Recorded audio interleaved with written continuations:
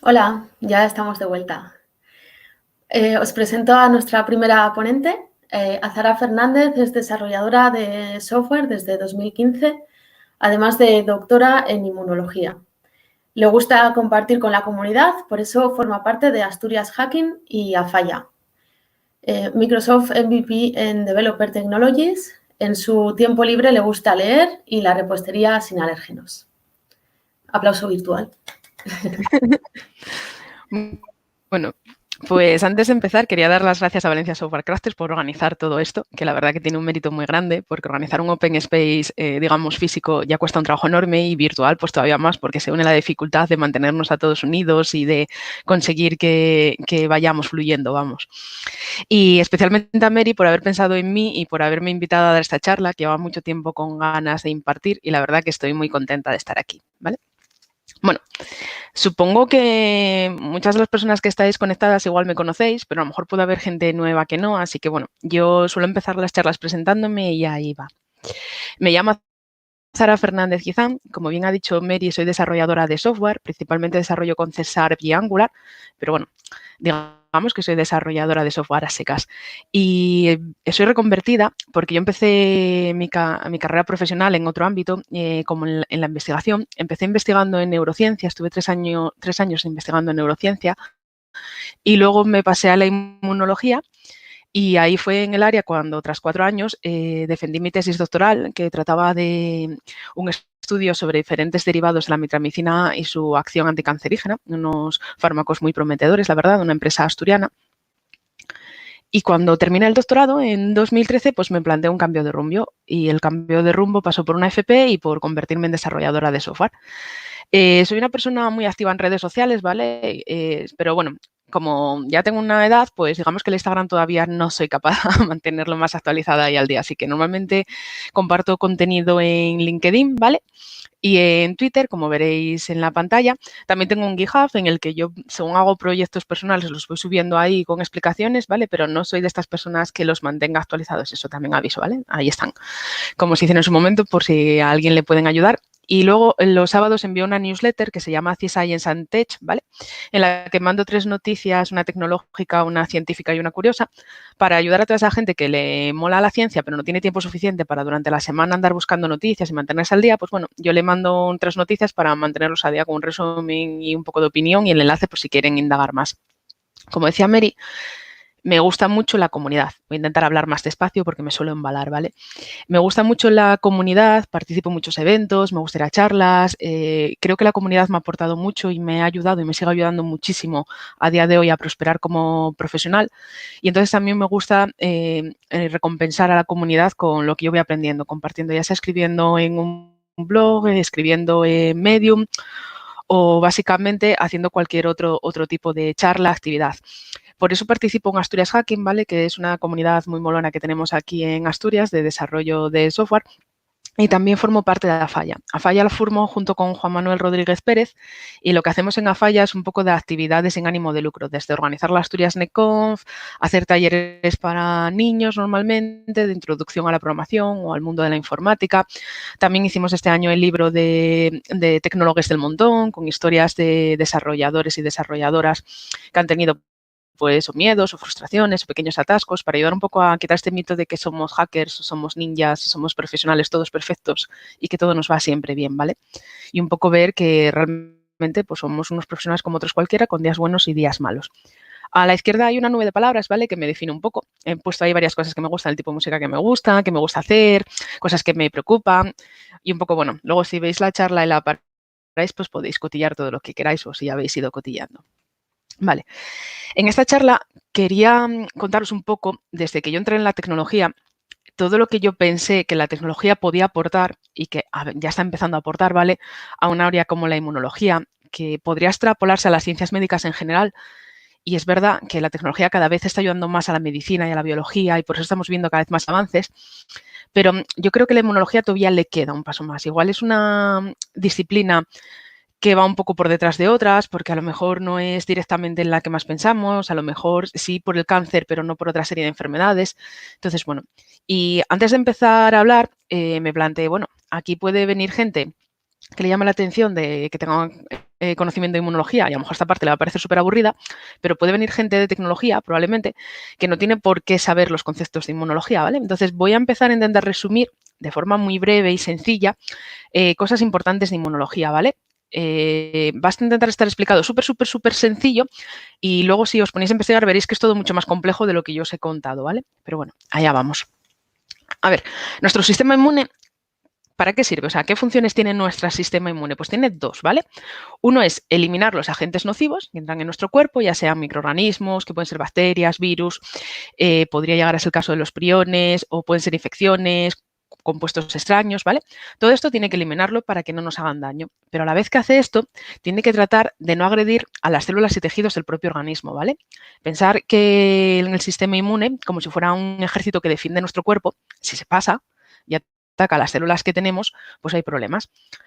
Es un sistema que tenemos súper desarrollado, ¿vale? Todos los animales tienen diferentes tipos de sistema inmune, los mamíferos lo han ido desarrollando muchísimo a lo largo de la evolución y el nuestro está también bastante desarrollado. Ya nacemos con él, ¿vale? Nacemos con una inmunidad innata que nos permite ya defendernos desde bebés. Luego vamos adquiriendo, ¿vale? Y la inmunidad adquirida, que según nos vamos exponiendo a diferentes patógenos, vamos aprendiendo a reaccionar frente a ellos. La inmunidad innata con la que nacemos es porque a lo largo de la evolución hemos visto que hay una serie de proteínas que se repiten en ciertos patógenos, ¿vale? Que son comunes. Entonces ya nacemos con, digamos, esa información codificada en nuestros genes y siendo capaces a reaccionar frente a ella. Lo que pasa es que a veces el sistema inmune puede tener fallos, ¿vale? Entonces, yo os voy a agrupar los fallos ahora mismo en 4, ¿vale? Para explicar. ¿Qué pasa cuando falla? Por un lado puede haber inmunodeficiencias. Esto es cuando hay menos células inmunes y entonces no podemos responder fácilmente a un patógeno. Esto pasa en ciertas enfermedades o en ciertas condiciones. Por ejemplo, yo que sé, cuando los pacientes que tienen HIV, al final tienen una bajada en las defensas o después de haber sufrido un cáncer, pues tienes una bajada, tienes una inmunodeficiencia y no respondes igual, con lo cual hay que tener mucho cuidado y cuidarse mucho. Pero también puede ser debido a periodos de estrés o cuando estás trabajando mucho y no durmiendo, ¿vale? Todo esto disminuye nuestras defensas y baja nuestro sistema inmune. Luego también hay otro problema que puede pasar, que es cuando reacciona en exceso, ¿vale? Nuestro sistema inmune puede reaccionar en exceso ante ciertos patógenos o lo que él considera patógenos. Entonces aquí hay una serie de enfermedades o síndromes como son las alergias, las hipersensibilidades, que muchos o muchas sufriréis, ¿vale? Esto es una reacción desmesurada del sistema inmune que también hay que controlar y es otro de los fallos que puede tener. Un tercer fallo es cuando son las enfermedades autoinmunes, cuando esta segunda función que esconde el sistema inmune, que es no agredir a nuestras propias células, se pierde y entonces empieza a atacar hacia nosotros, ¿vale? Esta parte de autoinmunidad también está muy asociada con los aloinjertos, cuando tenemos un injerto y el sistema inmune lo rechaza, ¿vale? Lo ataca porque lo considera un cuerpo extraño y cree que es algo que nos va a hacer daño. Entonces, eso. Y luego, para mí, el cuarto fallo es cuando tenemos una enfermedad, ¿vale? ¿Por qué? Porque el sistema inmune, cuando al final tenemos una enfermedad que no conseguimos vencer y nos morimos o lo pasamos muy mal, es que el sistema inmune no ha podido vencerla, ¿vale? Entonces, digamos que ahí es el cuarto fallo, el sistema inmune. Pero realmente es muy eficaz, porque si no, estaríamos enfermos cada poco o incluso no llegaríamos a tener una esperanza de vida como la que tenemos, ¿vale? Como os digo, tenemos la inmunidad innata, ¿vale? Con la que ya nacemos y luego tenemos una inmunidad que vamos adquiriendo. El sistema inmune, pues es muy complejo y tiene partes muy importantes. Una de ellas son los órganos linfoides, ¿vale? Que es donde se producen todas las células que intervienen en el sistema inmune. Los órganos linfoides, aquí veis un esquemita del cuerpo, ¿vale? Con algunos de ellos, se dividen en los primarios, que es donde se producen las células inmunes y se multiplican, ¿vale? Y maduran, digamos, ¿vale? Y que son el timo para los linfocitos T y la médula ósea para los linfocitos B. Cuando nacemos, en vez de la médula ósea, cuando somos bebés se producen en el hígado, ¿vale? Durante un periodo de tiempo determinado entre el feto y mientras somos bebés, pero luego ya se pasa a hacer en la médula ósea, dentro de nuestros huesos. Y luego tenemos los órganos linfoides secundarios, ¿vale? Que hay unos cuantos y entonces también se caracterizan, ¿vale? Como todo en ciencia se va agrupando. Entonces se pueden agrupar por encapsulados, como pueden ser el báceo o los ganglios hepáticos y los que no son capsulados y pueden ser, pues, que estén asociados, como las mucosas, ¿vale? O que pueden estar dispersos por el cuerpo. En estos órganos linfáticos secundarios lo que hacemos es activar las células inmunes cuando se produce una infección, ¿vale? ¿Y qué entendemos por células inmunes? Pues dentro de las células inmunes tenemos a un montón de células, ¿vale? No solo los linfocitos en sí. Todas derivan de la célula madre hematopoyética multipotencial, ¿vale? Este nombre tan raro, al final lo que es que esta célula madre es capaz de producir los linfocitos y las células que intervienen en la inmunidad, pero también las células de nuestra sangre, ¿vale? Nuestras células sanguíneas.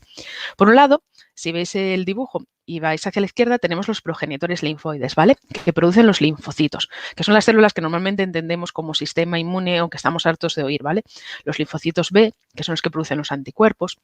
Los linfocitos T, que tienen una variedad enorme también, igual que los B, ¿vale? Porque dentro de los B, los linfocitos B que producen anticuerpos, pues ya sabéis, os habréis oído alguna vez, si habéis tenido una enfermedad, que tenéis muchos tipos, los IgA, los IgM, los IgE, los IgD, los IgG, que se dividen del 1 al 4, ¿vale? Todos son diferentes y es por culpa de cómo se van produciendo, ¿vale? Ahora os cuento un pelito más. Luego están los linfocitos T, ¿vale? Que los podemos agrupar en 4 grupos principales, ¿vale? Pero luego podríamos seguir agrupando, que son los CD8 citotóxicos, que lo que hacen, digamos, es matar a otras células, pero patógenas, ¿vale? Tenemos los linfocitos TCD4, que estos lo que hacen es cooperar y ayudar a que se vea que hay estos patógenos y que los eliminen por los CD8 y los natural killer. Luego tenemos los reguladores, porque es muy importante regular que no ataquemos a células sanas ni que se active el sistema inmune cuando no debe. Y luego tenemos los linfocitos T memoria, ¿vale? Estos son muy, muy importantes porque son los que actúan cuando, por ejemplo, nos vacunamos. Cuando nos vacunamos, introducimos o una menor cantidad de virus o atenuado o incluso unas partes del virus que nos hacen reaccionar frente a él. ¿Por qué hacemos esto? Porque nosotros reaccionamos, generamos una respuesta inmune, aunque más débil, y lo que hacemos es generar linfocitos T en memoria. Y esos linfocitos T se quedan guardados y memorizan ese patógeno y cómo se le vence, digamos, ¿vale? Explicándolo así de forma sencilla. Podemos tener con las combinaciones de tanto de anticuerpos, que son muy similares a los receptores que tienen los linfocitos en membrana, ¿vale? Son estructuras que se forman con diferentes, digamos, proteínas, ¿vale? Que forman, hay 5 regiones que son fijas y 5 regiones que son cadenas pesadas y 2 regiones ligeras, ¿vale? Que hay zonas fijas, que son iguales para todos, pero luego hay mucha variabilidad. Hay unas regiones incluso que se llaman hipervariables, ¿vale? Que se está intentando determinar cuántas hay o cómo se agrupan totalmente. Realmente se sabe que podríamos llegar a producir 10 elevado a la 11, ¿vale? Que son un montonazo de linfocitos diferentes que acumulan información de diferentes patógenos. Imaginaros la cantidad de memoria frente a enfermedades que podemos generar, ¿vale? Nos digamos que estos linfocitos memoria se guardan y cuando la próxima vez que nos expongamos al patógeno, pues podremos saber cómo reaccionar, ¿vale? En eso se basan las vacunas o también cuando no hay una vacuna y padecemos una enfermedad una vez y ya estamos preparados ante el mismo patógeno. Luego hay otras células que veis que se llaman natural killer, ¿vale? El nombre sí, evidentemente es lo que es. Son células especialistas en matar, ¿vale? Reconocen a través de sus receptores de membrana a otras células, a los patógenos que se expresan a través de células cooperadoras, que se los expresan o incluso los detectan. Y lo que hacen es, son especialistas en eliminarlos, ¿vale? Rápidamente luchan contra ellos y los eliminan. Son, digamos, profesionales, ¿vale? Asesinas profesionales. Son muy importantes también en estudios actualmente en cáncer porque se están viendo cómo activarlas muchísimo. Si las sacamos del paciente, se las activa, se las vuelve a meter al paciente para que el paciente luche con más fuerza contra las enfermedades, ¿vale? Es una línea de investigación muy importante y muy interesante. Luego tenemos el progenitor mieloide, ¿vale? Que digamos que tiene muchos más tipos celulares, ¿vale? Por un lado tiene los mastocitos, ¿vale? Que liberan compuestos, ayudan a eliminar también a patógenos, ¿vale? Como veis tiene muchos gránulos dentro. Y tenemos luego, por otro lado, los reticulocitos, que son los que producen los eritrocitos, nuestros glóbulos rojos, ¿vale? Que transportan el oxígeno en sangre. Tenemos los megacarocitos, que son células gigantes, como veis en este dibujo, que cuando es necesario se dividen en trombocitos, ¿vale? Aquellos que van formando los trombos y ayudan en los procesos inflamatorios y en cualquier otro tipo de proceso para hacer que se formen trombos, que paralice la pérdida de sangre, para que se formen cicatrices, ¿vale? Una función muy importante. Y luego tenemos los mieloblastos, ¿vale? Que se pueden dividir a su vez. Como veis, todo muy complejo, ¿vale? Se vuelven a categorizar, se dividen en células con granos, por ejemplo, dependiendo de cómo se tiñan a diferentes pHs, pues tenemos los basófilos, los eosinófilos y los neutrófilos, ¿vale? Basófilos y neutrófilos liberan sustancias, pero a la vez también son capaces a fagocitar y hacer una serie de lucha tragándose parte del patógeno, ¿vale? Y los eosinófilos son especialistas en liberar estos compuestos y matar a las células fuera, sin falta de tragarse partes, ¿vale? Y son también, tienen un papel muy importante en las alergias, ¿vale? Los eosinófilos. Y luego tenemos los monocitos, de los cuales derivan las células dendríticas, estas que veis aquí, que tienen un montón de receptores y ayudan a exponer los patógenos para que las células que de verdad los van a matar vean que están en el cuerpo. Y los macrófagos, ¿vale? Que estos macrófagos se tragan cosas, ¿vale? Se tragan a nuestros patógenos y son capaces de digerirlos dentro y de eliminarlos, ¿vale? Bueno, como veis, tenemos un montón de células que nos ayudan cuando entra un patógeno. ¿Qué pasa cuando entra un patógeno? Pues bueno, lo que realmente pasa cuando entra un patógeno, por ejemplo, aquí ves un microorganismo, es la mayor parte de las veces, constantemente a lo largo del día, están intentando entrar, pero como tenemos a nuestra piel o no tenemos nuestras mucosas, lo que hacen es frenarlo, ¿vale? Son barreras de células que dicen, no, aquí no entras. Entonces, normalmente, lo más habitual, los mayores millones de veces, es que no entren, no pasen. Pero a veces, digamos que el patógeno es inteligente o es más agresivo y entra. Una vez que entra, lo primero que pasa es que los fagocitos que están circulando o están incluso en los diferentes tejidos, ¿vale? Porque tenemos macrófagos, por ejemplo, en los pulmones con las células alveolares, en el hígado con las células de Kupffer, tenemos la microglía que está en el cerebro, tenemos los osteoclastios que están en hueso, bueno, digamos que los tenemos por ahí dispersos. Estos lo que hacen es luchar, intentar eliminar este patógeno, ¿vale? Además, se activa una vía que se llama la vía del complemento, ¿vale? Estos son una serie de cascada de reacciones que van encadenadas una tras otras con un montón de moléculas, ¿vale? Que se pueden activar por diferentes formas, esta es una de ellas, hay dos formas en que se activan y al final de ellas pues causan inflamación y lo que hacen es luchar contra el patógeno para eliminarlo, digamos que lo van rodeando con moléculas e intentan eliminarlo, ¿vale? Y por otro lado tenemos células NK que ya empiezan a actuar, ¿vale? A partir de las 6 horas. Son las especialistas en matar, ¿vale? Esto durante las primeras horas y podría ser, es lo que llamamos la inmunidad innata, ¿vale? La primera fase con la que todos nacemos ya. Si no somos capaces a contenerlo, que esto pasa muchísimas veces, se contiene simplemente con esta parte, lo que hace es activarse la inmunidad adaptativa, ¿vale? A partir de las 12 horas empiezan a activar esta inmunidad adaptativa que dura, digamos, el máximo apogeo a los 7 días, ¿vale? Por un lado, activamos a los linfocitos B, como veis aquí se les une a los receptores antígenos, se multiplican y empiezan a producir muchos anticuerpos, ¿vale? De diferentes tipos, dependiendo el tipo de patógeno, y a diferentes tiempos, dependiendo de en qué fase estemos en la infección, ¿vale?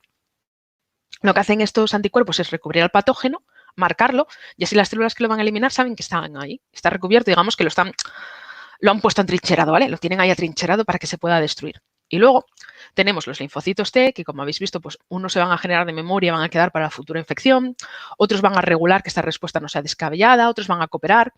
Lo que hacen los linfocitos T es, los que presentan partes del patógeno los van a presentar y a la vez que se une el patógeno al linfocito T citotóxico, pues se va a unir a un otro linfocito o otra célula presentadora de antígeno. ¿Por qué necesita esta unión doble? Pues es un mecanismo de prevención, ¿vale? Porque podría ser que lo que consideramos un patógeno se uniera simplemente porque esté circulando por la sangre, pero no lo sea tal cual, se activara y hubiera una reacción desmesurada. Y entonces podríamos tener estos problemas de hipersensibilidad, autoinmunidad y demás. Entonces, uno de los mecanismos que previene esto es eso. Para que los linfocitos T se activen, necesitamos las dos llamadas a la vez, ¿vale? Y decir, venga, que sí, que de verdad que hay una infección. Entonces, estos también empiezan a multiplicarse, se generan más células que son capaces de, digamos, de matar y de deshacerse de estos patógenos. Al final, pues tenemos ese periodo de lucha, ¿vale? Todo esto es un proceso mucho más complejo que esto que os he contado aquí, ¿vale? Pero a grandes rasgos es así. Entonces, pues bueno, digamos que ahora mismo hay varias fases en la investigación en inmunología. Por un lado está lo que os he dicho, hay muchísima variedad, ¿vale? Y hay muchísima variedad de tanto de los receptores que se unen a antígenos, hasta hay variedad en la cantidad de células de memoria que podemos utilizar. Entonces, una parte es llegar a saber esta gran variedad, cómo se produce o si podría haber combinaciones mejores entre células. Eso es toda una parte de investigación. Otra parte de investigación es ver por qué ciertos patógenos se saltan todo este proceso y pueden llegar a producir efectos en nuestro cuerpo, ver qué falta, cómo se podrían activar. Como os he comentado también, la parte de las células NK que se activan una vez que se sacan del paciente, se activan para volver a introducírselas, para luchar contra el cáncer y muchas más, ¿vale? Hay toda una serie de investigaciones que van desde tratamientos específicos, desde prevención, desde saber qué está realmente pasando, desde ver esta variabilidad, desde ver cómo podríamos potenciarlos. Hay una manera que todavía no sabemos de potenciar que nuestro sistema inmune esté mucho más descansado, aparte de una buena alimentación, de ejercicio, que es importante, un descanso. Pues habrá muchas más cosas que influencien, ¿vale? Todo esto se está investigando, ¿vale? Y realmente hay unas investigaciones muy importantes porque, aparte de fármacos para enfermedades, poder activar nuestro sistema inmune y activarlo en un periodo de tiempo determinado contra una enfermedad sin que vaya más allá, podría ser un arma muy potente a la hora de luchar contra las enfermedades. Bueno, hasta ahí, ¿vale? Espero no haberos dado mucho la chapa con la parte de la inmunología, ¿vale?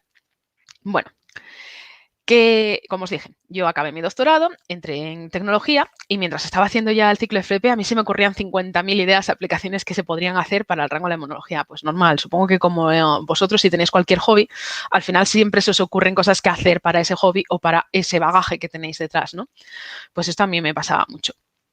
Y yo empecé siendo desarrolladora.net, pero a mí me encanta muchísimo el desarrollo frontend, ¿vale? Me encanta JavaScript, sobre todo TypeScript, y soy una apasionada. Y a mí me encantaba. Y entonces, y me encanta. Es algo a lo que aspiro llegar a ir pasando, ¿vale? No me da más tocar un poco de back si hace falta, pero me gustaría dedicarme más bien al frontend. Entonces, bueno, una de las cosas que siempre me llamó la atención es que siempre estamos con la tontería de que en NPM puedes buscar y que hay un paquete para cualquier cosa, ¿no? Y ya que he visto incluso juegos en los que tú metes una palabra y te dice cuántos paquetes hay, ¿no? Realizados con librerías y funcionalidades para JavaScript. Así que digamos que hace tiempo lo hice, ahora ya hay alguno más, ¿vale? Pero esto lo he hecho hace 10 días, ¿vale? He hecho estas búsquedas. Dije, bueno, vamos a buscar, que ahora seguro que con todo esto, la cuarentena, el COVID, todo esto ha aumentado mucho. Así que me busqué y puse Immunology. ¡Wow! 0 paquetes, ¿vale? Que sí, que yo entiendo que normalmente estamos empezando a usar inteligencia artificial, Big Data, Machine Learning para unirnos a las ciencias biomédicas. Pero bueno, a ver, que no haya ningún paquete que no sé, aunque sea para algo de educación, me parecía alucinante, ¿vale? Y me sigue pareciendo. Dije, bueno, va, igual estoy buscando una palabra muy grande o muy general y directamente pues han puesto un sufijo, un prefijo, algo que no me lo está pillando. Así que busqué inmune, ¿vale? Ya hay 4 paquetes, pero de esos 4 paquetes, 3 hablan sobre seguridad informática y solo hay un paquete que sea de verdad sobre inmunología, ¿vale? Y que es un paquete que determina si un genoma es inmune al norovirus, ¿vale? Que coge datos y los analiza. Y dije, bueno, va, no sé, me sigue pareciendo curioso. No sé si a vosotros os parecerá, pero a mí me parece súper curioso que, yo qué sé, con todo el análisis de datos que hay, las gráficas que se muestran, no haya más paquetes en general de la palabra inmune. Luego, busqué anticuerpo. Y dije, venga, va, aquí seguro que hay. Pues no, solo hay uno, ¿vale? Que es también para un atlas de expresión, ¿vale? Porque, claro, evidentemente los científicos producen muchos datos y tener mecanismos que puedan hacer que se formen gráficos, que se puedan entender bien, pues es todo un punto. O sea, podría haber un desarrollo JavaScript ahí impresionante a la hora de mostrar datos o recopilarlos o cómo mostrarlos tanto para papers como para artículos, como para divulgación. Pues no, parece que no. Igual soy yo que no doy con las teclas, pero bueno, he hecho muchas búsquedas. Dije, bueno, va, venga, alergias, que es algo que nos toca a muchos de cerca y a muchas personas y que está ahí, ¿vale? A muchos y a muchas. Pues venga, va, con alergias. Sí que hay más paquetes, ¿vale? No todos son directamente, digamos, de inmunología, pero la mayor parte sí. Y sí que se ve que hay más con el polen. Tanto porque hay muchas APIs que están dando los datos de cómo está el polen cuando llega, sobre todo la primavera, el polen y otras sustancias para ver dónde hay un cúmulo, ¿vale? Porque es muy importante para las personas con alergias y con alergias más graves que no se expongan mucho tiempo a estas sustancias. Y entonces, evidentemente, pues hay muchas aplicaciones, pues serán, claro, para aplicaciones móviles, para aplicaciones web, para poder ver cómo están esos niveles, que es algo lógico, pero aún así 13 paquetes a mí me sigue pareciendo muy poco, ¿vale? Como veis, aquí ya da un poco a pensar, igual todavía hay ahí un filón por tirar, ¿vale? Y luego ya dije, bueno, venga, va, COVID. Y en el COVID sí. En el COVID ya tenemos 71 paquetes, ¿vale?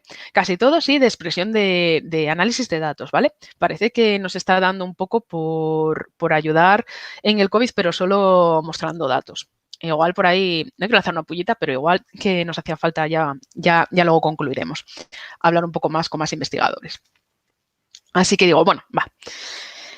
Vamos a hacer un análisis de lo que yo creo que se podría hacer con la tecnología, pero más allá de eso me dijeron, una cosa es lo que yo piense que se puede hacer, o porque, bueno, al final es una opinión, ¿vale? Y sí, yo tengo un doctorado en inmunología, pero yo soy una persona que estoy opinando. A lo mejor, pues mis compañeros que siguen el área de la inmunología pueden tener otras opiniones diferentes, o incluso vosotros podéis pensar, pues vaya chorrada que me estás contando. Así que al final lo que hice fue buscar proyectos que se están llevando a cabo. Os voy a ir comentando, os voy a decir qué cosas están haciendo y qué otras cosas similares se podrían hacer, a ver qué os va pareciendo, ¿vale? Empezamos por inteligencia artificial y machine learning, ¿vale?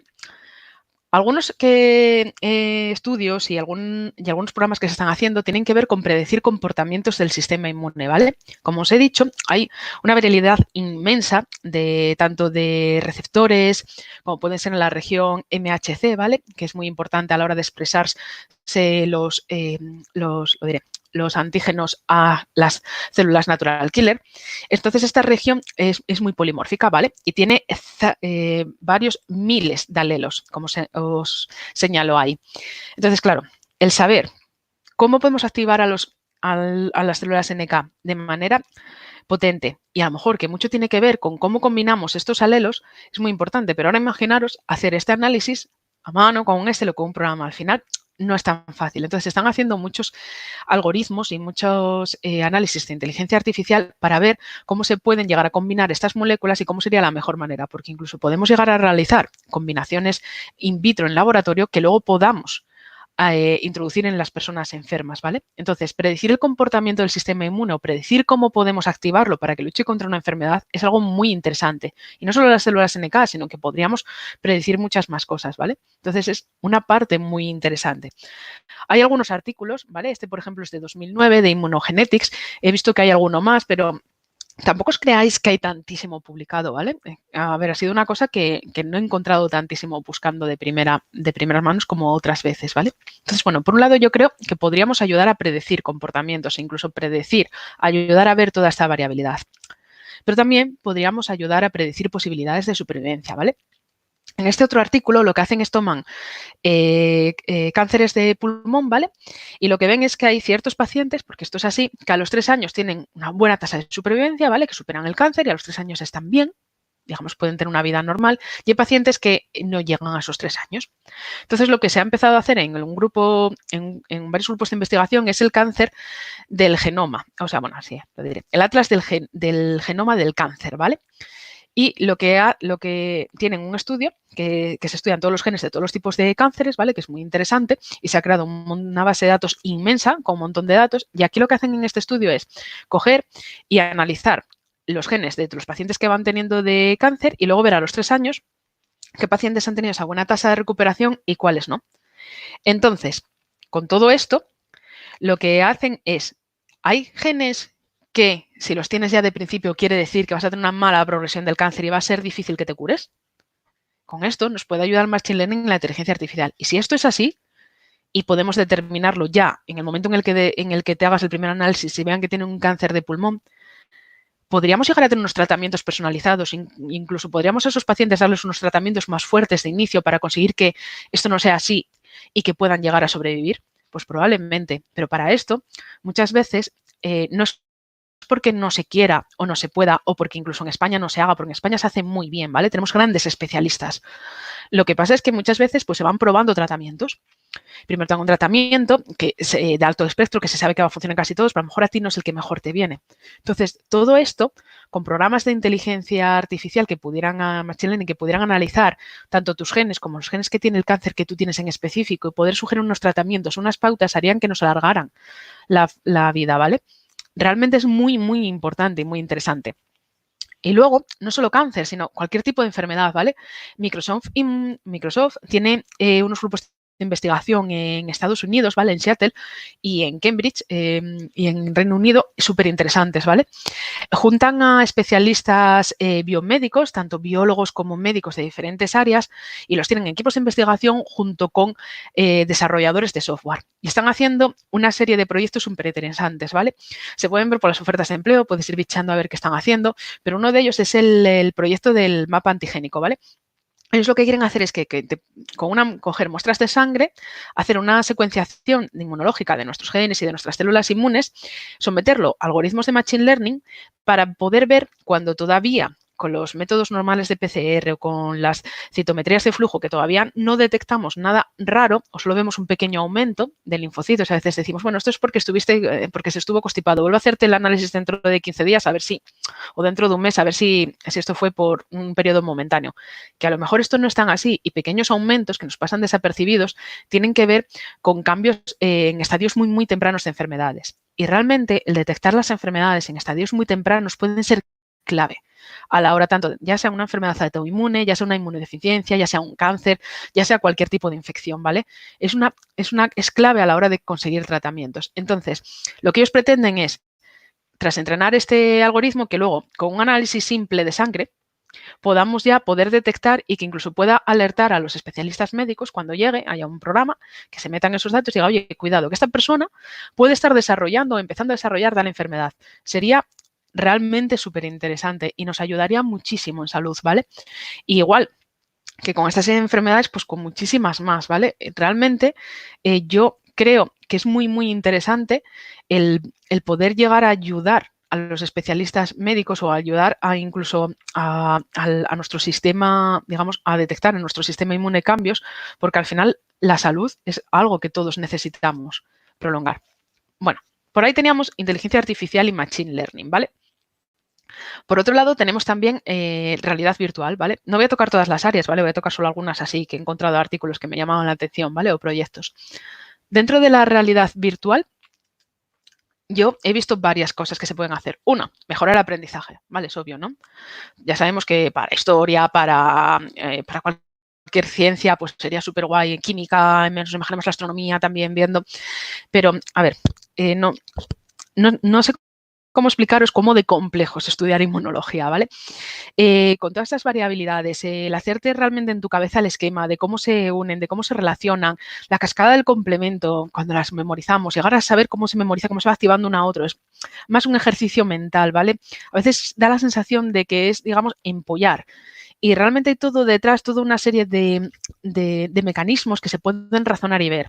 Y realmente esto se ayudaría mucho con unas experiencias de realidad virtual, ¿vale? El poder verlo y el poder ver cómo cómo invertirte, porque está claro que aprendemos mucho mejor cuando algo lo vemos o cuando algo lo interiorizamos que simplemente cuando lo leemos. Entonces, por un lado, sería muy interesante para estudiantes de medicina, para estudiantes de biología, pero incluso lo podríamos llevar, el estudio de la inmunología, que sea así como de pasada, lo podríamos llevar a bachillerato y podríamos hacer que todos saliéramos con una base. ¿Y por qué digo que saliéramos todos de una base? Porque la segunda parte para mí es muy importante, que es ayudar al paciente a entender su diagnóstico, ¿vale?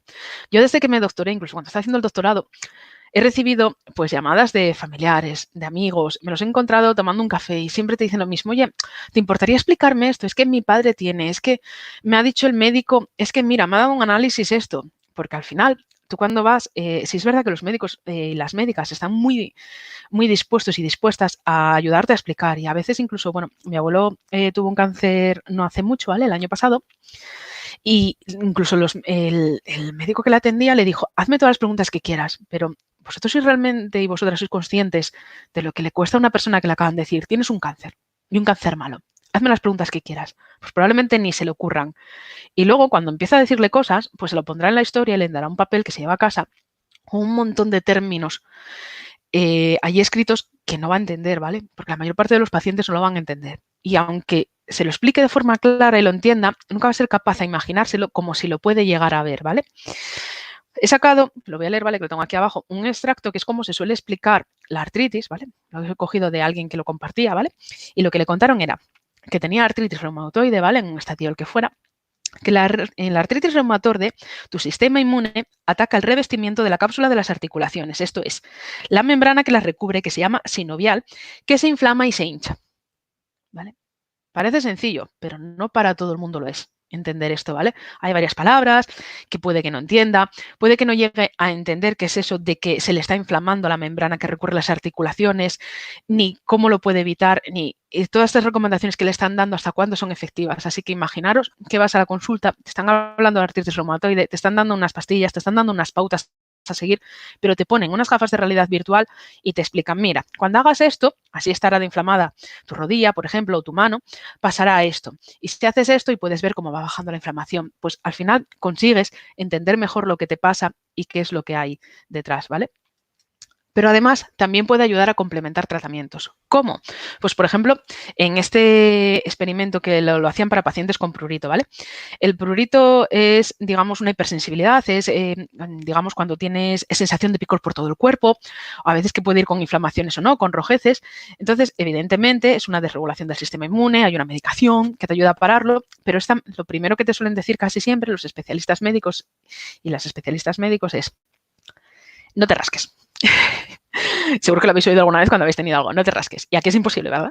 Dejar de rascarte. Esto pasa normalmente porque te pones nervioso o nerviosa, ¿vale? Entonces, una parte muy importante es conseguir esa relajación, que tiene un sistema, que tiene una importancia en el sistema inmune, porque por un lado no te rascas, pero por otro lado, el eliminar el estrés hace que el sistema inmune descanse y pueda activarse mejor. Entonces, es muy importante, ¿vale? Entonces, podríamos tener tratamientos que simplemente con unas gafas de realidad virtual nos ayudaran, ¿vale? A estar más relajados y a que funcionaran mejor. Luego tenemos IoT, ¿vale? IoT, evidentemente, me diréis, ¡buah! Ya sé por dónde vas. Pues sí, probablemente lo sepáis. Por un lado, IoT nos puede ayudar en la epidemiología, ¿vale? ¿Qué hace la epidemiología? La epidemiología mira, a ver si lo explico bien, ¿vale? Porque es también complejo, pero mira en las características por las que unas enfermedades se producen y son más habituales en unas zonas o en unos pacientes determinados que en otros, ¿vale?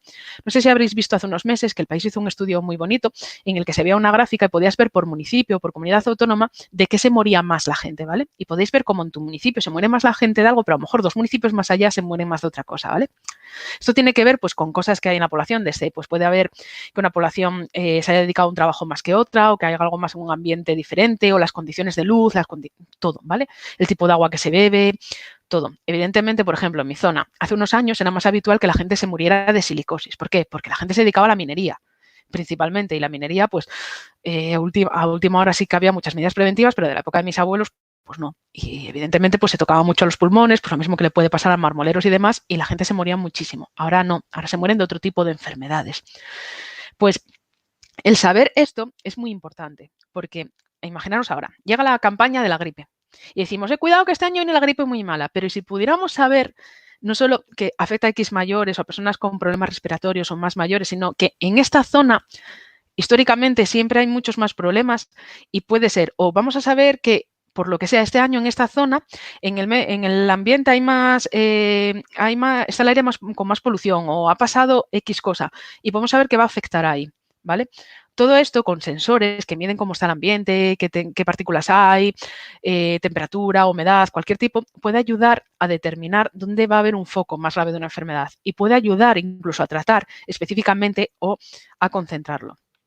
También podemos ayudar mucho con IoT a monitorizar enfermos crónicos, ¿vale? Hay enfermos crónicos que tienen que ir muy habitualmente a los especialistas en enfermería y en medicina, pues para mirar sus variables, ¿vale? Pero al final, ¿para qué? Si tenemos sensores que te miden la temperatura, que te miden el pulso, el oxígeno, cómo respiras, todo eso se pueden hacer y se están haciendo ya estudios en los que hay máquinas que tú te llevas a casa, te monitorizas, automáticamente se mete un ordenador y le llega al profesional médico o de enfermería que necesite valorarlo. Si pasa algo, pues te llama y te dice, oye, vente. Pero si no, pues ya estás, tranquilo y se puede ir regulando, ¿vale? Esto es algo muy importante y a mí me gustaría verlo mucho más allá y que llegara un punto en que lo tuviéramos todos en casa, porque ¿por qué no un día que te levantas un poco regulín, tener algo que ya no sea más allá de tomarte la tensión o la temperatura, sino que pudieras chequearte y saber si es que estás incubando una gripe o es que estás incubando una gastroenteritis o que pasa algo? Sería muy útil. Y luego, os quiero decir que es súper fácil de hacer, ¿vale? Hemos dado la chapa, Juanma y yo, este año un montón con el Immunogame, ¿vale? El Immunogame pues, fue un jueguito que nosotros desarrollamos, ¿vale? Y lo que hicimos con él era, bueno, pues unas preguntas y respuestas para que los niños, era una prueba de concepto, ¿vale? Al final, pues lógicamente lo tenemos aquí en casa y no llegamos a más, pero una prueba para demostrar que era fácil de hacer. Pues preguntas y respuestas para que los niños aprendieran más del sistema inmune.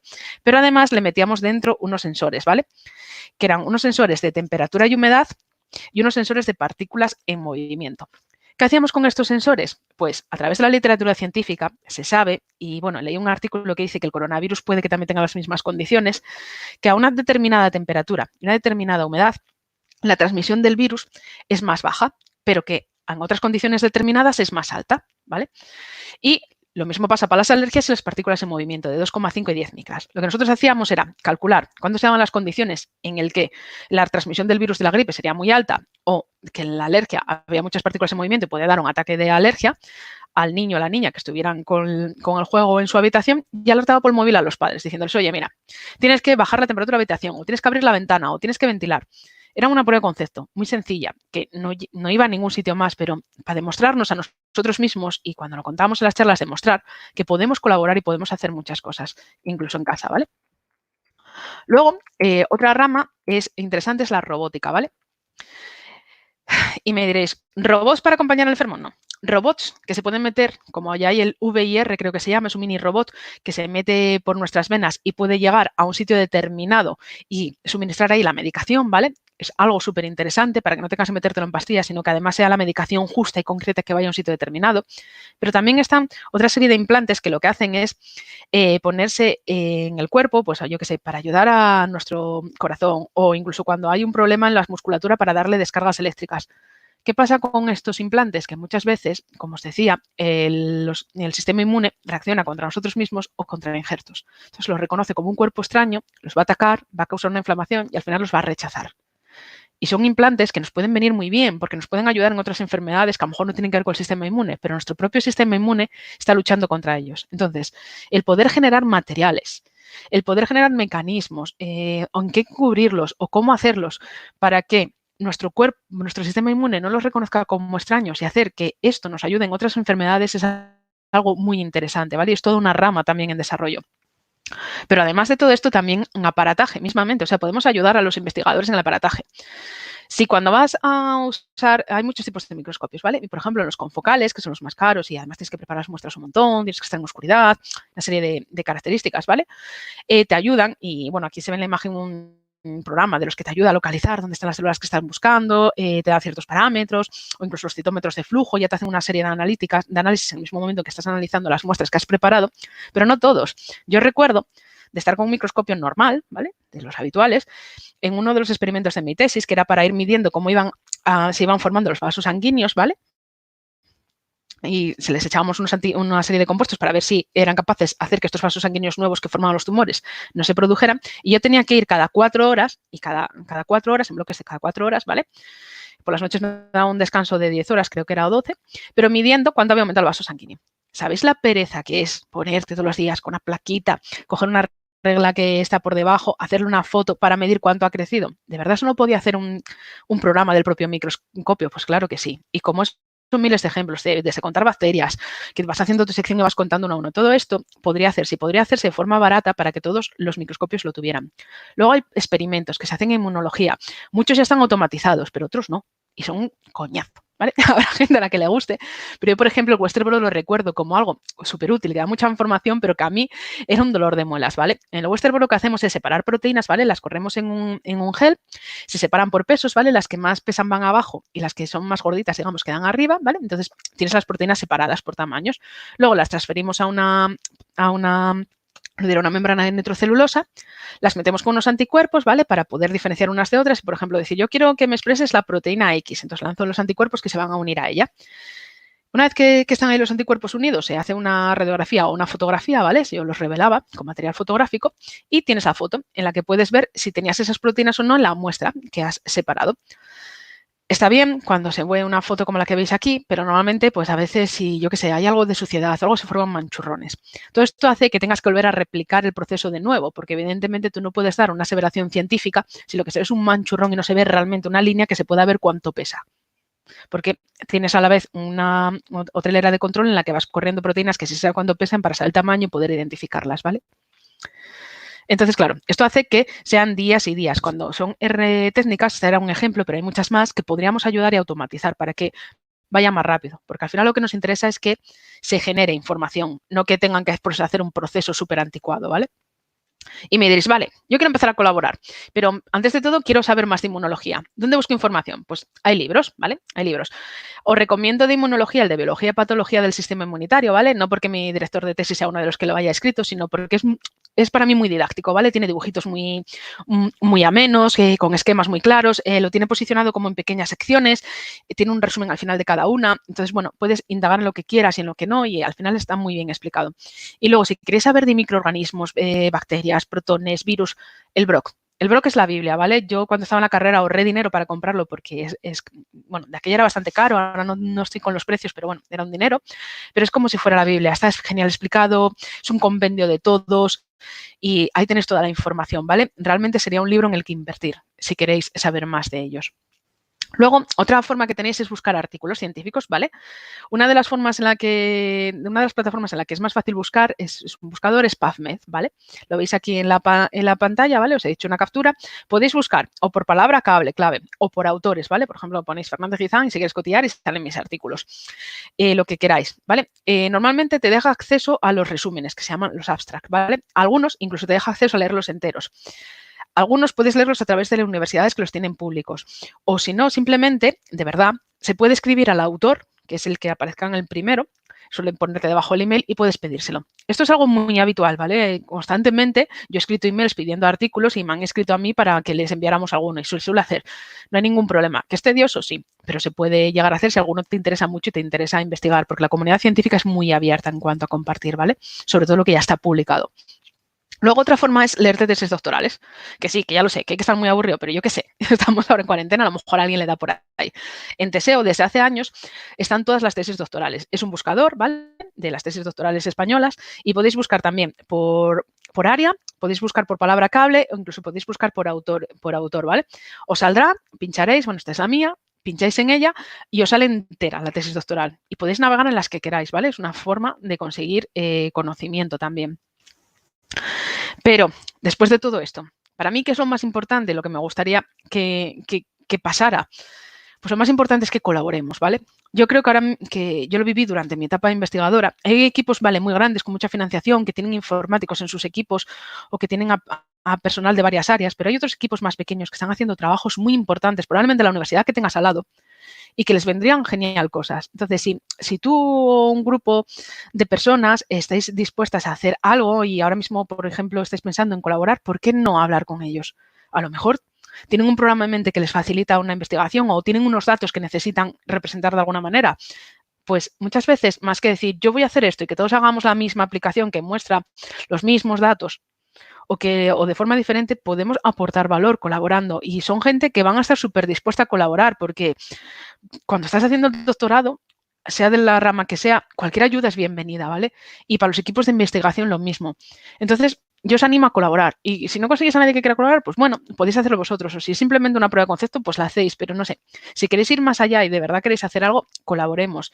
Porque a lo mejor tú te has leído un montón y sabes un montón, pero hay cosas que se te escapan y alguien de esa especialidad te puede ayudar. Que a lo mejor no, que a lo mejor has leído tantísima documentación que sabes tantísimo como cualquiera, pero a lo mejor pues no te apetece ponerte a leer todo o a leer muchísimos artículos. Simplemente trata de colaborar, que de verdad que la gente en ciencia es muy abierta. Y nada, he acabado, daros las gracias y no sé si hay alguna pregunta o algo.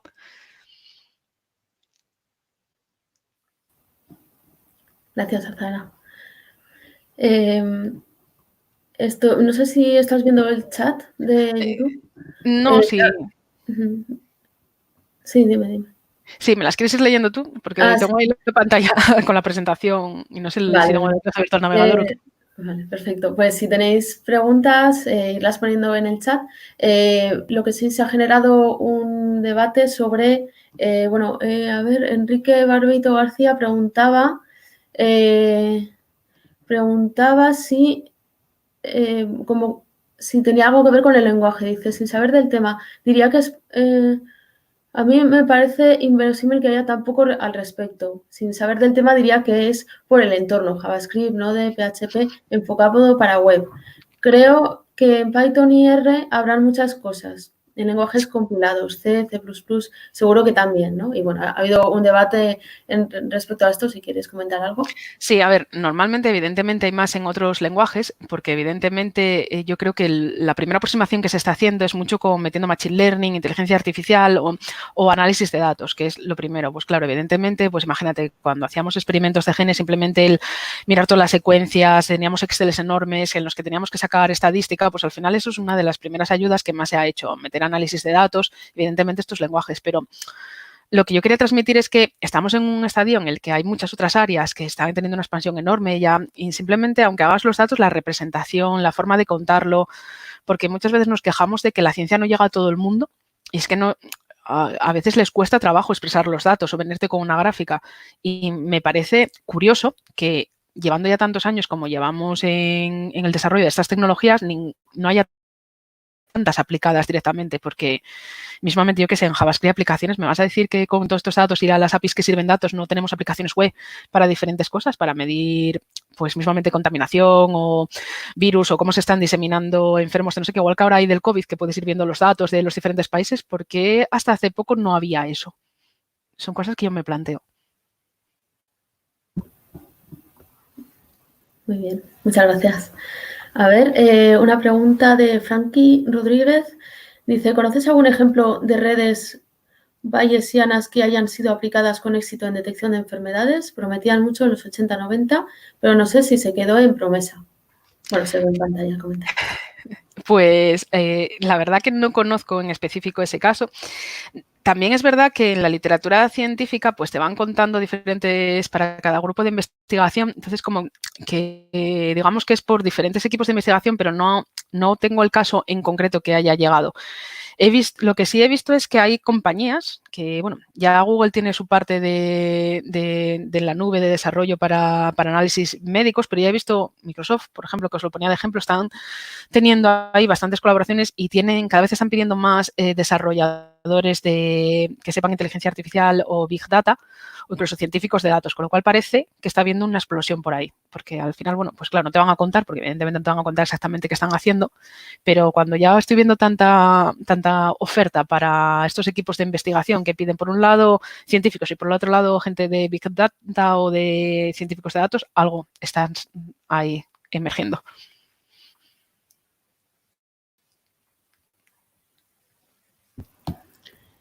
Muy bien. ¿Más preguntillas que tengáis?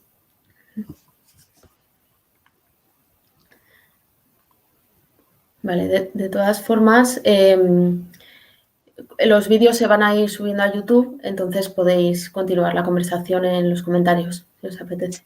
A Sí, ver. bueno, y cualquiera que me quiera escribir, pues por Twitter, yo normalmente suelo responder, o sea, no hay problema.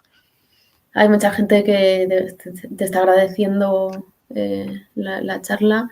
Dice Enrique Barbeito, dice, pues sí, más colaboración interdisciplinas daría muy buenos resultados. El problema, David Ventas, el problema de la telemedicina e investigación es el secreto. Y Right and Software dice... Sí. Ah, perdón. Sí, no, sigue. Vale. Y Right and Software dice, Oscar, supongo que es la persona que ha comentado, muchísimas gracias a Zara por toda la información. Me quedo con tu recomendación de colaborar con equipos de investigación. Y lo digo de verdad, porque aquí en la Universidad de Oviedo hicieron, cuando yo estaba haciendo el doctorado, ¿vale? En 2011, hicieron una cosa, creo que fue 2010 o 2011 cuando se empezó, y era súper chulo. Nos unían a todos los que hacíamos doctorados en unas jornadas, pero eran doctorados de todas las áreas y nos unían. Y entonces ibas allí, pues tenías unos pósters, explicabas lo que hacías y era para que colaboráramos. Y no os podéis creer, hasta dentro de la propia universidad, las alianzas que se formaban entre gente de matemáticas, de informática, de física, con gente de biología, medicina, que unían para hacer cosas y salían proyectos súper chulos, la verdad. Qué guay. Dice Enrique Barbeito, un ABP enfocado así seguro daría proyectos chulos. Yo también lo creo.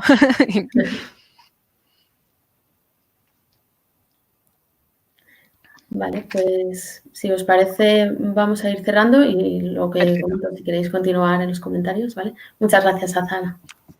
Venga, y seguir viendo todas las charlas que van a estar súper interesantes.